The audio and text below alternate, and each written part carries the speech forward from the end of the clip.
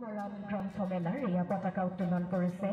গ্ৰন্থমেলাৰ পতাকা উত্তোলন কৰিছে ডক্টৰ তৰুণ গগৈ আৰু সৃজনৰ পতাকা উত্তোলন কৰিছে নৃপেন বৰুৱাই।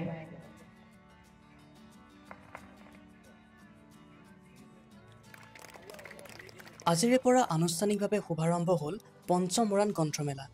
জ্ঞান আৰু সাহিত্যৰ এই সমাৰোহৰ প্ৰথম দিনটোত পতাকা উত্তোলন, স্মৃতিতৰ্পণ আৰু গ্ৰন্থ উন্মোচনী অনুষ্ঠানেৰে মুখৰিত হৈ পৰে। গ্ৰন্থমেলাৰ পতাকা উন্মোচন কৰে সভাপতি ডক্টৰ তৰুণ গগৈয়ে।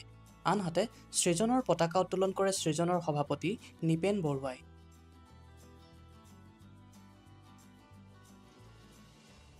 জনতাৰ শিল্পী ডক্টৰ ভূপেন হাজৰিকা আৰু জুবিন গাৰ্গৰ প্ৰতিচ্ছবিত বন্তি প্ৰজ্বলন কৰি দুয়োগৰাকী মহান শিল্পীলৈ শ্ৰদ্ধা জনোৱা হয়।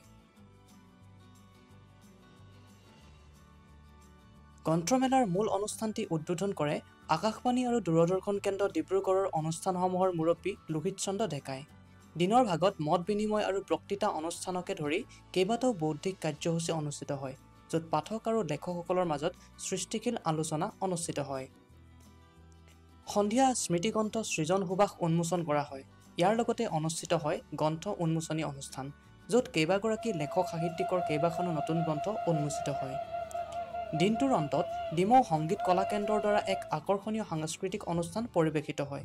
এই মনোৰম অনুষ্ঠানে সাহিত্যৰ সমাৰোহক এক কলাসুলভ সমাপ্তি দিয়ে। গ্ৰন্থমেলাৰ এই সফল আৰম্ভণিয়ে মৰাণৰ সাহিত্যপ্ৰেমী ৰাইজৰ মাজত ব্যাপক উৎসাহৰ সৃষ্টি কৰিছে। নিউজ ডেস্ক ৰিপৰ্ট, বাৰ্তা টক্স অসম।